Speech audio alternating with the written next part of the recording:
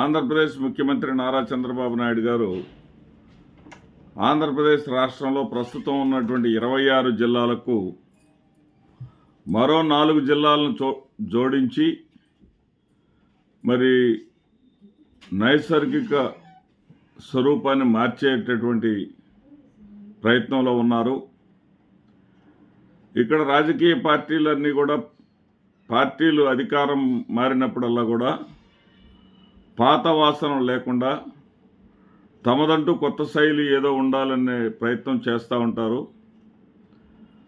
అందులో భాగమే అనుకోవాలా దీన్ని, లేకపోతే నైసర్గిక స్వరూపాలను బట్టి సాంకేతికంగా సానుకూలతను బట్టి చేస్తున్నటువంటి మార్పులు అనుకోవాలనేది కాలమే చెప్తుంది. ఇక్కడ గతంలో వైఎస్ఆర్సీపీ అధినేత అప్పటి ముఖ్యమంత్రి జగన్మోహన్ రెడ్డి గారు ప్రతి పార్లమెంటు నియోజకవర్గాన్ని ఒక ప్రామాణికంగా తీసుకొని ప్రతి పార్లమెంటు నియోజకవర్గాన్ని కూడా జిల్లాగా మారుస్తానని తాను ఎన్నికల్లో చేసినటువంటి వాగ్దానానికి అనుగుణంగా 25 జిల్లాలను ఆయన ఏర్పాటు చేయడం జరిగింది.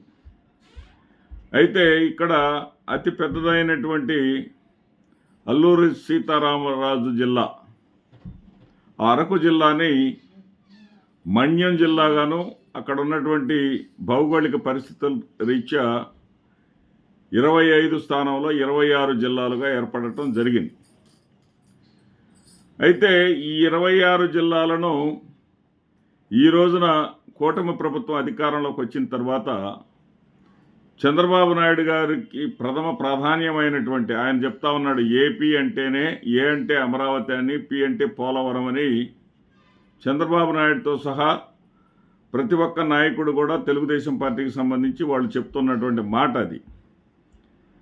దాన్ని దృష్టిలో పెట్టుకొని వాళ్ళు ఒక అమరావతి కొత్త జిల్లా ఏర్పాటు చేస్తే బాగోదనేటటువంటి ఉద్దేశంతో ఒక 4 జిల్లాలను ఏర్పాటు చేసేటటువంటి ఆలోచనలు చేస్తున్నట్టుగా దృష్టికి వచ్చింది. దాదాపుగా 4 జిల్లాలు ఖరారైనట్లేనని వివిధ మీడియా సంస్థల ద్వారా మనకు అందుతున్నటువంటి వార్తలు ఏమిటంటే, ఈ అరకు జిల్లా విస్తీర్ణం రీత్యా అల్లూరి సీతారామరాజు జిల్లా ఇప్పటికీ కూడా ఆ హెడ్ క్వార్టర్స్కి చేరాలంటే, రంపచోడవరంకి చేరాలంటే దాదాపు 500 కిలోమీటర్లు దూరం ఉంటుందనేది ఒక వాస్తవం ఉంది. దానిని తగ్గించి అక్కడ రంపచోడవరం ప్రత్యేక జిల్లాగా, అల్లూరి సీతారామరాజు జిల్లాలోనే రంపచోడవరం అని మరొక జిల్లా ఏర్పడేటటువంటి పరిస్థితులు అక్కడ కనిపిస్తున్నాయి. ఇక తర్వాత దాని నుంచి క్రిందకు వచ్చే కొద్దీ ఈ రంపచోడవరం తర్వాత మార్కాపురం, ఈ మార్కాపురం చారిత్రక రీత్యా చాలా అప్పట్లోనే బ్రిటిష్ వాళ్ళ కాలంలోనే ఆ ప్రాంతానికి ఒక చరిత్ర ఉంది, ఒక ఉనికి ఉన్నది. ప్రకాశం జిల్లా ఏర్పాటుతోటి మార్కాపురం తన ఉనికిని కోల్పోయింది. మరి ఆ మార్కాపురంకు ఉన్నటువంటి చరిత్ర రీత్యా, దానికి ఉన్నటువంటి ప్రాధాన్యత రీత్యా మరి ఒంగోలు జిల్లా యొక్క స్థాయిని తగ్గిస్తూ, ఎందుకంటే ఇప్పటికే ఒంగోలు జిల్లాలో బాపట్ల ఇవన్నీ కూడా ఒంగోలు జిల్లాలో భాగంగా ఉన్నప్పటికీ కూడా నైసర్గికంగా గుంటూరు జిల్లాలో ఉండేవి అనేటటువంటి ఒక ఆలోచన ఉంది. మరి అవి పల్నాడు జిల్లాలోకి వెళ్ళిపోయినాయి. ఆ రకంగా ఒంగోలు జిల్లా తగ్గింది. మరి ఈ మార్కాపురంతో ఒంగోలు అనేది విస్తీర్ణం కాస్త తగ్గుతుంది. ఇక చరిత్ర రీత్యా చారిత్రాత్మకంగా చిత్తూరు జిల్లాలోని మదనపల్లికి రాజుల కాలం నుంచి ఆ తర్వాత బ్రిటిష్ వారి కాలంలో కూడా చాలా ప్రాధాన్యత ఉంది. ఆ ప్రాంతము మదనపల్లి పూర్వంలోనే మదనపల్లి తాలూకానే ఉండేది. ఒక విస్తారమైనటువంటి చరిత్ర దానికి ఉంది, గుర్తించదగినటువంటి చరిత్ర దానికి ఉంది. మరి అది దాని యొక్క ప్రాధాన్యాన్ని కోల్పోయింది కాబట్టి మదనపల్లి జిల్లా ఏర్పాటు చేయాలనేది ఇక మూడవ అంశం. ఇక నాలుగవది చివరిది కానీ అతి ప్రాధాన్యమైనటువంటి అంశం. ఇదేంటంటే గుంటూరు జిల్లా అసలు ఉమ్మడి ఆంధ్రప్రదేశ్ రాష్ట్రంలో అతిపెద్ద జిల్లా ఏదన్నా ఉందంటే గుంటూరు జిల్లా. ఆ గుంటూరు జిల్లాని ఎప్పుడైతే ఈ గుంటూరు, పల్నాడు, బాపట్ల అంటూ 3 జిల్లాలుగా మార్చారో, 3 జిల్లాలుగా మార్చినప్పుడు తన యొక్క స్థాయిని చాలా తగ్గించుకుంది. గుంటూరు జిల్లా ఆల్మోస్ట్ తన యొక్క ఉనికినే కోల్పోయింది. ఒక 7 శాసనసభ స్థానాలకు మాత్రమే పరిమితం అయిపోయింది. ఏది అతి పెద్దదైనటువంటి ఆ గుంటూరు జిల్లా. ఒకప్పుడు గుంటూరు జిల్లా చరిత్ర ఏంటంటే, నేను చదువుకునేటటువంటి రోజుల్లో గుంటూరు జిల్లాలోని తాలూకాలు చెప్పమంటే ఒకే ఒక్క లైన్లో చెప్పేవాళ్ళు అప్పట్లో మాస్టర్లు, మాకు చదువు చెప్పిన మాస్టర్లు. ఓం పసగుంతేరే బాణవి అనేవాళ్ళు. అంటే గుంటూరు జిల్లాలో ఉన్నటువంటి తాలూకాలు ఏ జిల్లాలో ఉండేవి కదా, అన్ని నంబర్లు. ఓం పసగుంతేరే బాణం అంటే ఒంగోలు, ఓం అంటే ఒంగోలు, పా అంటే పల్నాడు, సా అంటే సత్తెనపల్లి, గు అంటే గుంటూరు, తే అంటే తెనాలి, రే అంటే రేపల్లె, బా అంటే బాపట్ల, నా అంటే నర్సరావుపేట, వి అంటే వినుకొండ. ఇవన్నీ కూడా గుంటూరు జిల్లాలో భాగస్వామ్యంగా ఉండేటటువంటి అతిపెద్ద తాలూకాలు. ఓం పసగుంతేరే బాణవి అంటే ఒంగోలు కూడా గుంటూరు జిల్లాలో ఒక తాలూకా అన్న విషయం గుర్తుపెట్టుకోవాలి.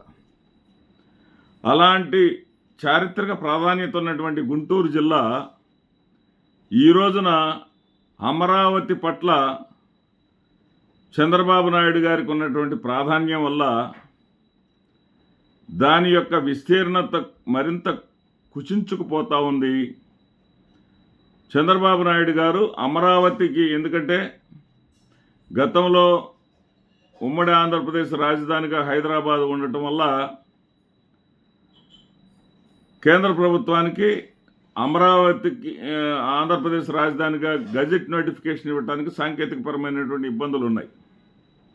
ఇప్పుడు ఆ గడువు కూడా గడిచిపోయింది. ఇప్పటి వరకు కూడా అమరావతికి గజెట్ నోటిఫికేషన్లో ఆంధ్రప్రదేశ్ రాజధాని అమరావతి అనేది లేదు అనేటటువంటి విమర్శ ఎదుర్కొంటా ఉన్నారు చంద్రబాబు నాయుడు గారు. మరి దానికోసం ఆయన చెప్పేసి ఆయన అమరావతి జిల్లాని ఏర్పాటు చేయవలసిందే, అమరావతి ప్రాంత ప్రజల యొక్క అభిమానాన్ని చూరగొనాల్సిందే అనేటటువంటి ఉద్దేశంతో ఆయన ఉన్నారు. కానీ ఆ క్రమంలో రాష్ట్రంలోనే, ఉమ్మడి రాష్ట్రంలోనే పెద్దదైనటువంటి గుంటూరు జిల్లా తన యొక్క ఉనికిని, తన యొక్క ప్రాధాన్యాన్ని కోల్పోతుంది. ఇప్పటికే కుచించుకుపోయినటువంటి పల్నాడు, బాపట్ల జిల్లాల పేరుతోటి కుచించుకుపోయినటువంటి పూర్వపు గుంటూరు జిల్లా, దానిలో మళ్ళీ సగం చీలికగా తీసుకెళ్లి అమరావతి జిల్లాను ఏర్పాటు చేస్తే గుంటూరు జిల్లా తన ఉనికిని పూర్తిగా కోల్పోవటం మాత్రం ఖాయం. ఆ గుంటూరు సిటీలోనే రాబోయేటటువంటి నియోజకవర్గాల విభజనలో గుంటూరు సిటీలో ఉన్నటువంటి ఇప్పుడు గుంటూరు 1, గుంటూరు 2, గుంటూరు వెస్ట్, గుంటూరు ఈస్ట్ కాకుండా గుంటూరు సెంట్రల్ కూడా ఒకటి ఏర్పాటు చేస్తారు అని చెప్పేసి తెలుస్తూ ఉంది. అంటే ఆ 3 నియోజకవర్గాలు లేదా దానికి తోడు 1-6 నియోజకవర్గాలు మాత్రమే ఉండే విధంగా గుంటూరు జిల్లా తన ప్రాధాన్యాన్ని కోల్పోతుంది. మరొక వైపున ఆంధ్రప్రదేశ్ రాష్ట్రంలో రాజధానిగా ముందు భవిష్యత్తులో వెలుగొందాలి అనుకుంటున్నటువంటి అమరావతితో పాటుగా మదనపల్లి, మార్కాపురం, రంపచోడవరం అనేటటువంటి కొత్త జిల్లాలు ఏర్పడబోతున్నాయనేటటువంటి విషయాన్ని ఈ వీడియో ద్వారా మీకు చెప్పదలుచుకున్నాను. ఎవరైతే మీ ఏపీ టుడే 007ని ఇంకా సబ్స్క్రైబ్ ఉండవలసినటువంటి మిత్రులందరూ కూడా సబ్స్క్రైబ్ చేసుకోవాల్సిందిగా సవినయంగా మనవి చేసుకుంటూ, మీ మాదిరెడ్డి శ్రీనివాసరెడ్డి. నమస్తే.